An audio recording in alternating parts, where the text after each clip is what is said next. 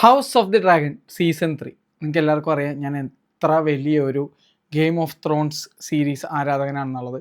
Game of thrones ആയിക്കോട്ടെ, അതിൻ്റെ പ്രീക്വലായിട്ടുള്ള knight of the seven kingdoms ആയിക്കോട്ടെ, ഹൗസ് ഓഫ് ദി ഡ്രാഗൺ ആയിക്കോട്ടെ, എല്ലാം അപ് ടു ഡേറ്റ് ആയിട്ട് കണ്ടുപോകുന്ന ഒരാളാണ് ഞാൻ. അതുകൊണ്ട് തന്നെ ടീഷർട്ട് ഒരുപാടുണ്ട്, ഒന്നും രണ്ടൊന്നുമല്ല, 6 ടീഷർട്ട് മിനിമം ഇന്ത്യയിൽ ഉണ്ടാവും. അത്രയും വലിയൊരു ഫാനാണ് ഞാൻ ജോർജ് ആർ മാർട്ടിൻ്റെയും. അതുപോലെ തന്നെ അദ്ദേഹം ക്രിയേറ്റ് ചെയ്ത ക്യാരക്ടേഴ്സും എല്ലാ സീരീസുകളുടെ ഒക്കെ.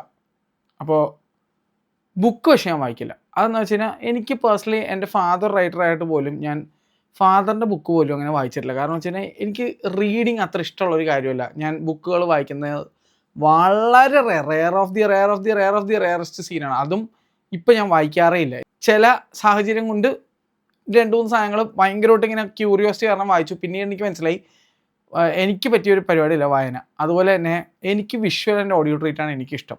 വായിക്കുമ്പോൾ നമുക്ക് സൗണ്ട് കേൾക്കാനോ അല്ലെങ്കിൽ വിഷ്വൽ എക്സ്പീരിയൻസ് ചെയ്യുന്ന ആ ഒരു വൈബ് എനിക്ക് കിട്ടില്ല വായിക്കുമ്പോൾ. അത് എന്നെ സംബന്ധിച്ചിട്ട് എനിക്ക് അങ്ങനെയാണ്. എനിക്ക് എത്രയൊക്കെ ലോകത്തെ ഏറ്റവും നല്ല ബുക്ക് വായിച്ചാലും എനിക്കത് സാറ്റിസ്ഫാക്ഷൻ കിട്ടില്ല. അതുകൊണ്ട് തന്നെ reading was not my cup of tea. അതുകൊണ്ട് ഞാൻ വായിക്കാനും പോകുന്നില്ല. അതുകൊണ്ട് ഇനിയിപ്പോൾ ആൾക്കാർ അത് വായിക്കും ഇത് വായിക്കുന്നു പറഞ്ഞ് വരണ്ട, എനിക്ക് ഇഷ്ടമല്ല, അതുകൊണ്ട് ഞാൻ വായിക്കുന്നില്ല. അങ്ങനെയുള്ള ഒരു എനിക്ക് ലോർഡ് ഓഫ് ദ റിങ്സ് ആയാലും ഹാരി പോട്ടർ ആയാലും ഈ ഗെയിം ഓഫ് ത്രോൺസ് ആയാലും എൻ്റെ ഒരു ഫേവറേറ്റ് ജോണറാണ് സത്യം പറഞ്ഞാൽ ഹൊറർ കഴിഞ്ഞാൽ എനിക്ക് ഏറ്റവും ഇഷ്ടമുള്ളത് ഇതുപോലുള്ള ഫാൻറ്റസി പരിപാടികളൊക്കെയാണ്.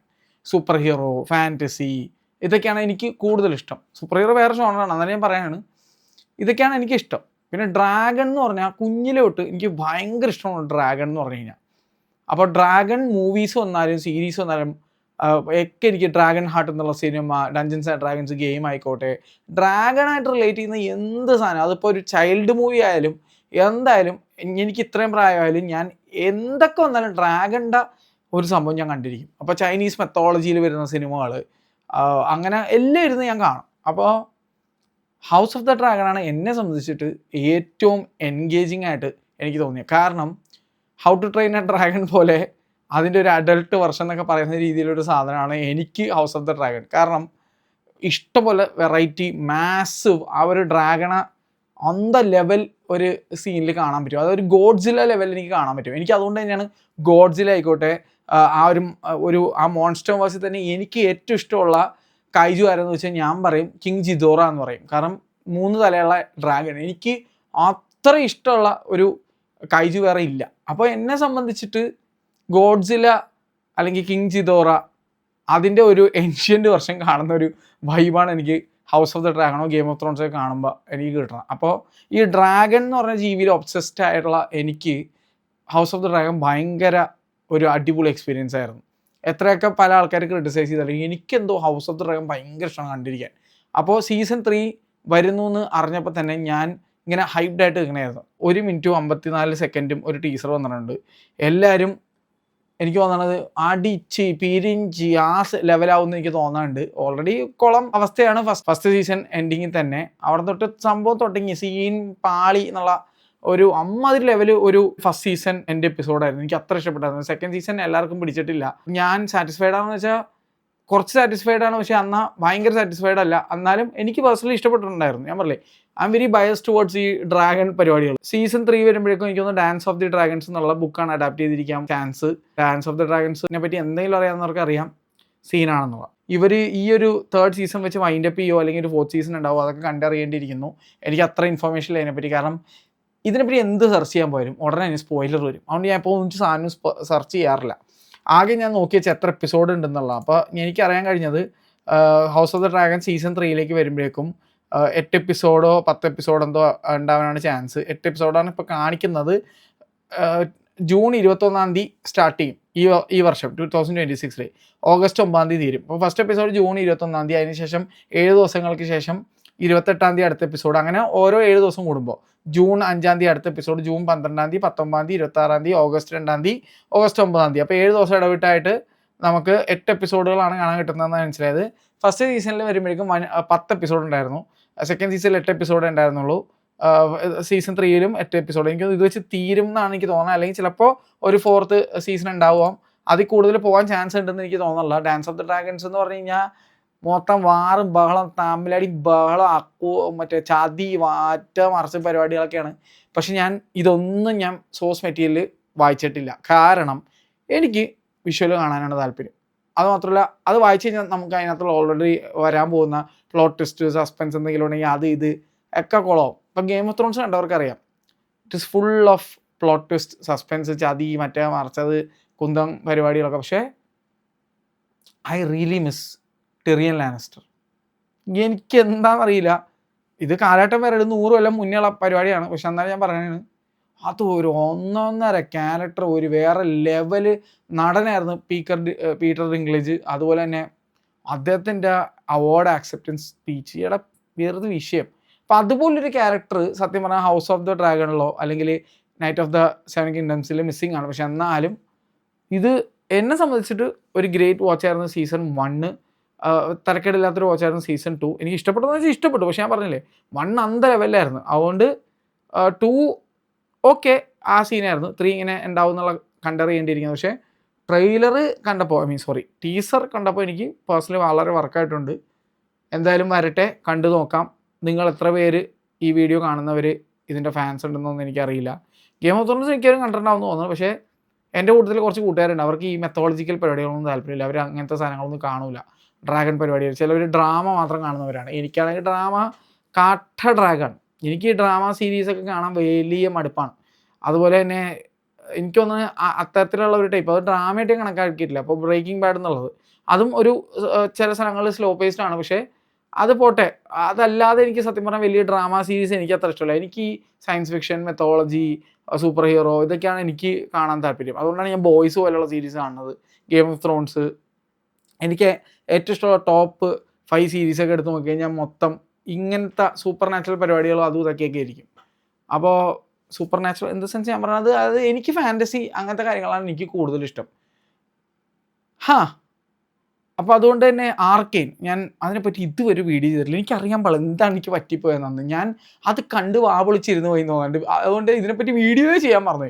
ഞാൻ കണ്ടിട്ടുള്ള ഏറ്റവും ഗംഭീര ആനിമേ ആയിക്കോട്ടെ, ആനിമേഷൻ, അതും അല്ലെങ്കിൽ എന്താ പറയുക സീരീസ് എല്ലാം കൂടി എടുത്തു നോക്കിയാൽ എല്ലാത്തിനും അമാൽഗമേഷനായിട്ട് എല്ലാം കൂടി ഒറ്റ ഒരു തട്ടിലേക്ക് വെച്ചിട്ട് അതിനെ റേറ്റ് ചെയ്യാൻ പറഞ്ഞാൽ ഞാൻ അപ്പോഴും പറയും ആർക്കെയിൻ.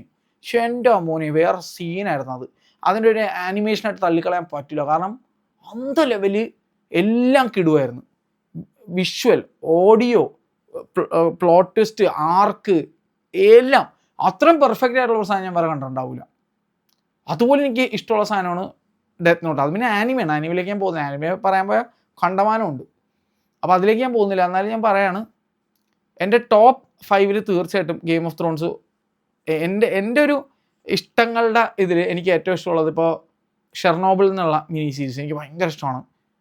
ഏറ്റവും ഇഷ്ടമുള്ള സീരീസിൽ തീർച്ചയായിട്ടും ടോപ്പ് 1 ഞാൻ എന്തായാലും ഗെയിം ഓഫ് ത്രോൺസിനെ വെക്കും. കാരണം എനിക്ക് പേഴ്സണലി അമ്മാതിരി സാധനങ്ങളാണ് എനിക്കിഷ്ടം.